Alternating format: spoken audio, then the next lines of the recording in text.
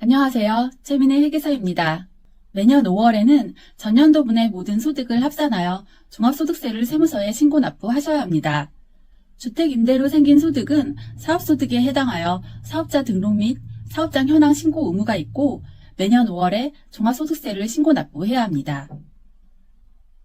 2024년 5월에는 2023년에 발생한 소득에 대해서 신고하셔야 하는데요.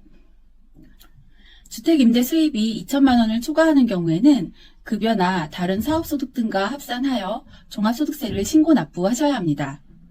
오늘은 주택 임대 소득을 종합과세로 신고 납부하는 경우에 대해서 말씀드리겠습니다. 주택 임대 소득이 2천만 원 이하여서 분리과세가 가능한 경우에 대해서는 영상 마지막에 링크해드리겠습니다.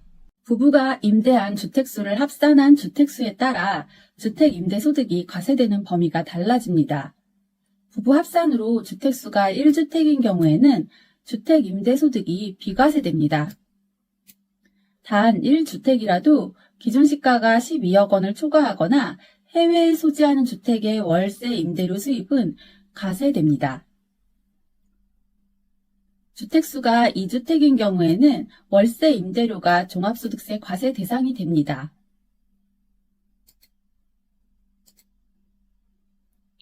주택수가 3주택 이상인 경우에는 월세 임대료가 과세되고 간주 임대료도 총수익 금액으로 산입이 됩니다. 간주 임대료는 보증금을 받은 경우 보증금을 은행에 예치했다면 발생했을 이자 수입을 임대료 수입으로 간주하고 종합소득세를 과세하는 것입니다.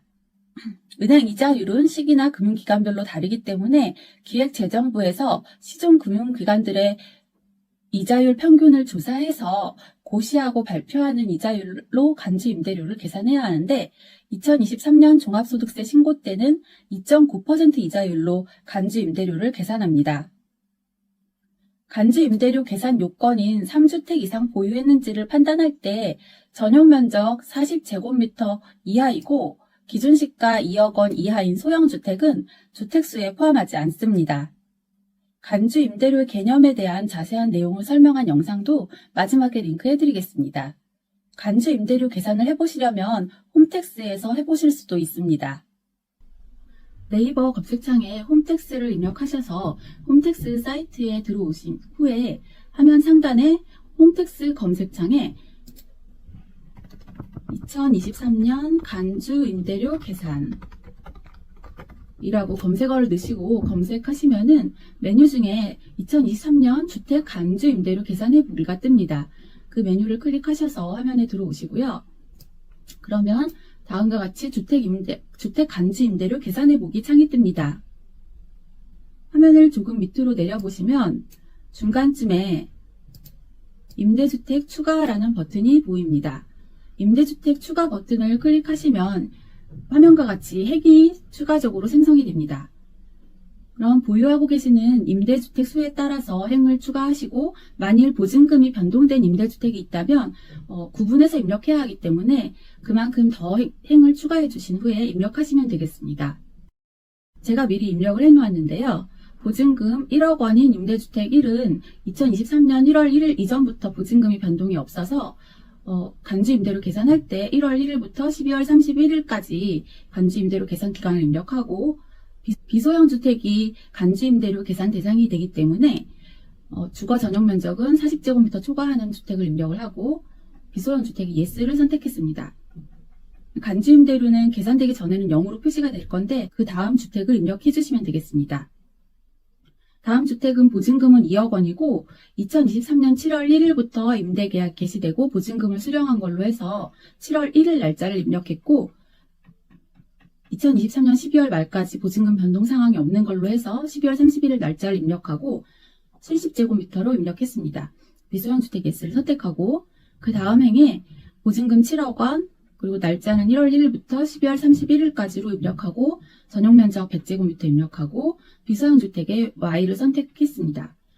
그 후에 계산하기 버튼이 보이는데 계산하기 버튼을 클릭하시면 여기에 간주 임대료가 0으로 표시되어 있던 것이 계산값이 표시가 됩니다. 계산값을 보시면은 임대주택 1은 2.9% 이자율로 보증금 이자를 계산했을 때 간주 임대료가 173만 9,999원으로 계산이 되었고, 임대주택 2는 보증금은 임대주택 1의 2배인 2억 원이지만 임대 기간이 그 절반인 7월 1일부터이기 때문에 간주 임대료, 즉 이자 수입이 임대주택 1과 거의 유사하게 계산이 되었고, 상반기와 하반기의 날짜 차이 때문에 약간의 차이가 발생한 것으로 계산이 되었습니다.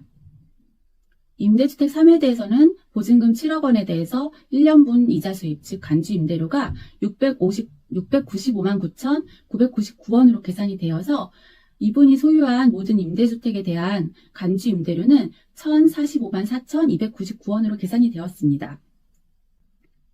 이 계산된 간주 임대료와 이분이 받으신 월세 임대료 수입을 합산하여서 주택 임대 수익 금액으로 5월 달에 종합소득세 신고하실 때 수익 금액을 활용하시면 되겠습니다. 화면을 밑으로 좀 더 내려보시면 아래쪽에는 날짜별로 간주 임대료 계산된 내역이 표시가 됩니다. 여기서 보시면 7월 1일부터 임대주택 2가 보증금 받은 걸로 입력을 따로 구분해서 입력했기 때문에 1월 1일부터 6월 30일까지와 7월 1일부터 12월 31일까지가 구분돼서 계산이 되고 있는데요. 6월 30일까지는 임대주택 1과 3에 대해서만 간주 임대료가 계산되고 7월 1일부터 12월 31일까지는 임대주택 2도 간주 임대료 수입이 계산이 되었습니다. 그리고 간주 임대료는 3억 원을 초과하는 보증금에 대해서 계산하는 것이기 때문에 보증금 3억 원이 차감돼서 간주 임대료가 계산되었습니다.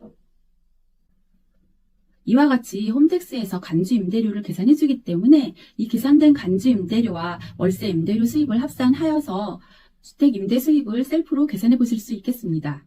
주택 임대 수입 금액은 주택 임대로 발생한 월 임대료 수입과 3주택 이상 보유 시에는 간주 임대료 수입도 합산합니다.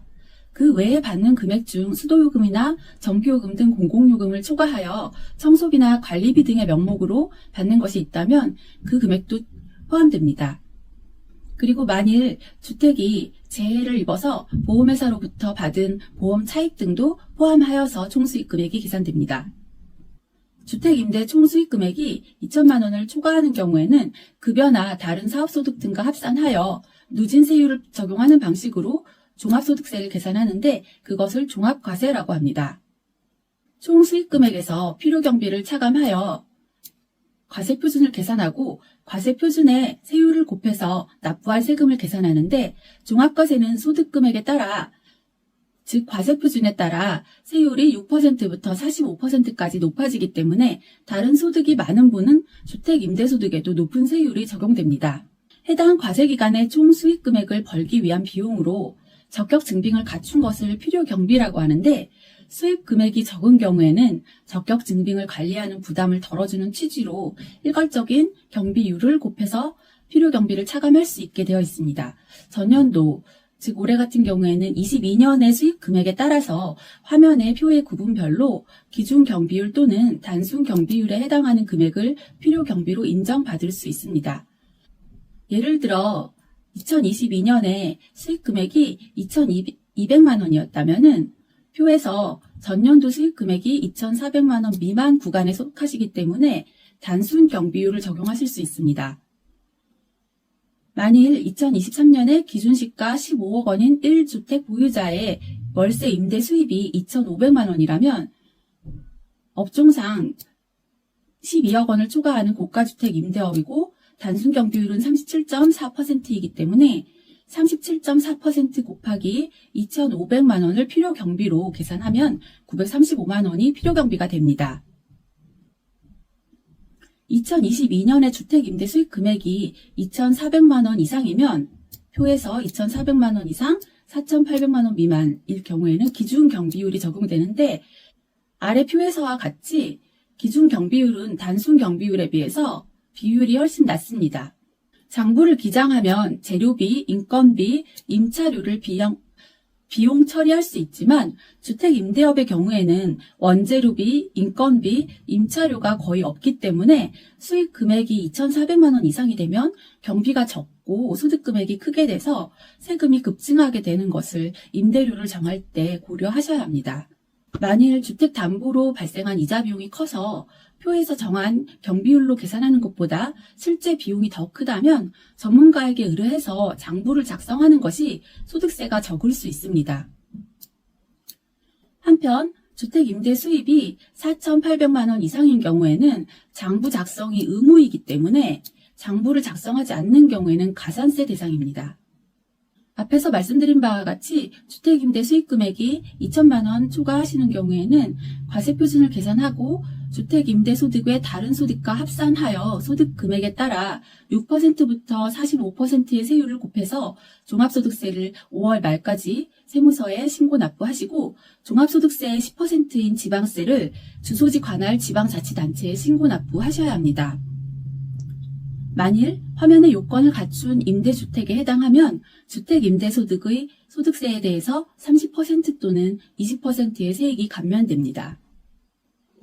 주택임대 수입이 2천만 원 이하이면 낮은 세율과 경비공제가 많이 되는 분리과세가 유리하고 임대 수입 금액이 2,400만 원까지는 종합과세되더라도 단순 경비율로 비용 계산할 수 있기 때문에 2천만 원을 초과하거나 2,400만 원을 초과하거나 또는 장부 작성 대상인 4,800만 원을 초과해서 임대료를 조정하시는 경우에는 세금 증가도 같이 고려하시기 바랍니다. 주택 임대 수입이 커지게 되면 부부 중 다른 소득이 적은 분 명의로 주택 임대 수입을 돌리는 것도 생각해 보실 수 있지만 그렇게 하시면 건강보험료가 증가되는 것도 꼭 고려하셔야 합니다. 여기까지 주택 임대 수입이 2천만 원을 초과하여 급여나 다른 사업소득 등과 합산하여 종합소득세를 신고 납부하는 종합과세 주택 임대 소득에 대해서 말씀드렸습니다. 분리과세 주택 임대소득의 영상 주소는 댓글에 링크해 드리겠습니다. 구독과 좋아요는 절세의 시작입니다. 감사합니다.